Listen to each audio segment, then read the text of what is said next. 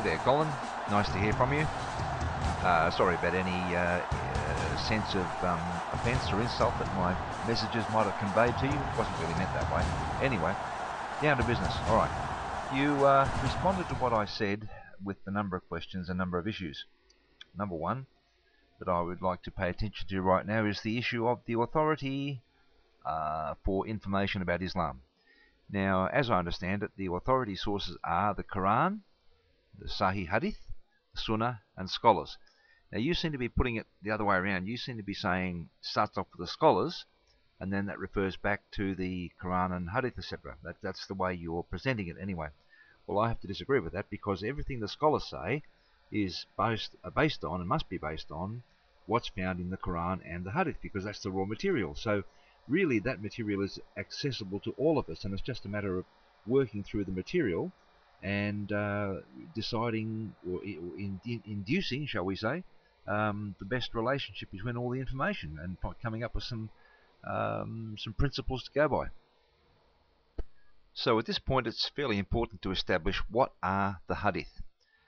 It's fairly well known that they are the oral tradition of the sayings of Muhammad passed down by his companions, because each one starts out with something like so-and-so narrated, etc. And each of those Sahih Hadiths has an isnad with it, a chain of narration, so that the people who put them together can verify the authenticity of each particular Hadith. So the ones we have in Bukhari and Muslim, who was his pupil, are fairly reliable. So really what it boils down to how we can look at those hadiths and what they themselves say about the Quran, about various verses and things that happened around the historical context of the time.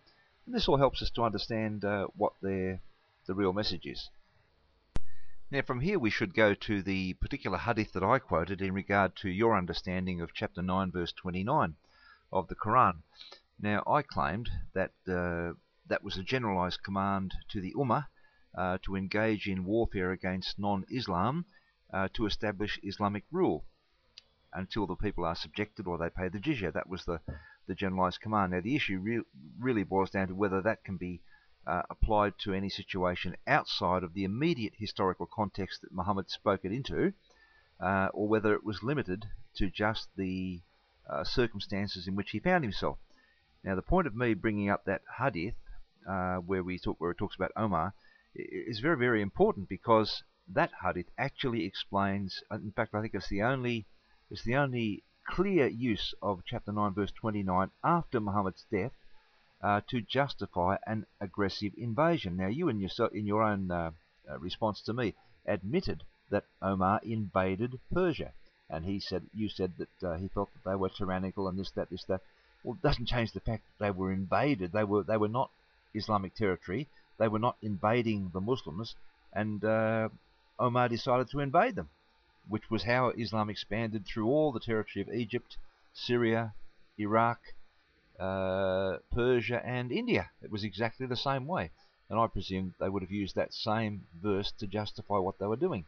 So the important thing here is that whereas you are saying we need to understand these things by what the scholars say, or the majority of scholars say, well, I have to disagree with that, because here we have the source material. We have how Omar and how Al-Mughira understood the sayings of Muhammad and the statements in the Quran. This is how they understood it. Now, there was nobody closer than them, and so the scholars must take a step back and they must say, well, this is how they understood it. They were the companions, because all scholarly opinion is based on what the Quran itself says and what the companion said. Now here is Omar, who was a personal companion of Muhammad, so if anybody knew what he meant when he wrote 929, Omar would.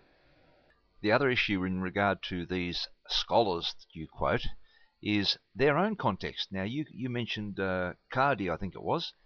Now he's a Medina-educated, Yale-educated, shall we say, Western-oriented Muslim scholar. But then again, we have to look at many other scholars as well and ask what their historical and life context is. Generally speaking, what I find is that scholars of Islam who have a Western background generally argue for a very soft understanding of 929 and the 9th Surah in general. They do this because they are a demographic minority, and to speak harshly and hardly about the meaning of it would endanger them in terms of the Anti-Terrorism Act. But when you come to Muslims scholars in Saudi Arabia, that's where the tune changes. In fact, any country where Muslims are a demographic majority, or whether it's an Islamic state, you'll find the scholarly opinion rapidly morphs from the soft understanding to a much harsher one. And I could demonstrate that with umpteen examples. Now, here is an Islamic scholar, Dr. Hani al-Sibai, explaining how the radicals in Iraq and the other places where they're beheading people, how they think and what their justification is. He refers to the hadith, and he links it all to the example of Muhammad. Now, you say scholars, the majority of scholars, but as soon as you say that, I ask which ones and where are they from, because I would immediately look at their social context and whether they are expressing their opinion from the point of view of a demographic minority or a majority. Now, I just had to listen to a talk by Qadi on the Treaty of Hudaybiyah. I think it was probably 3 milliseconds into the message before I realised where he was going with that particular topic. And it's a very common tactic by Western-educated or Western contextualised Islamic sheikhs to speak to the Muslim community about wait your time, just build yourselves up and all this sort of stuff, and make the community pure, and you'll walk into Mecca and there'll be nobody will fight you and this kind of thing. Well, this kind of deal just doesn't wash with scholars of Islam in Saudi Arabia and places like this. That there's a totally different tune that they play, and the one they play over there is the one which is from a powerful, dominating context, and it's very much more in line with the true meaning of chapter 9 verse 29, as illustrated and confirmed by Omar in his invasion of Persia and other places.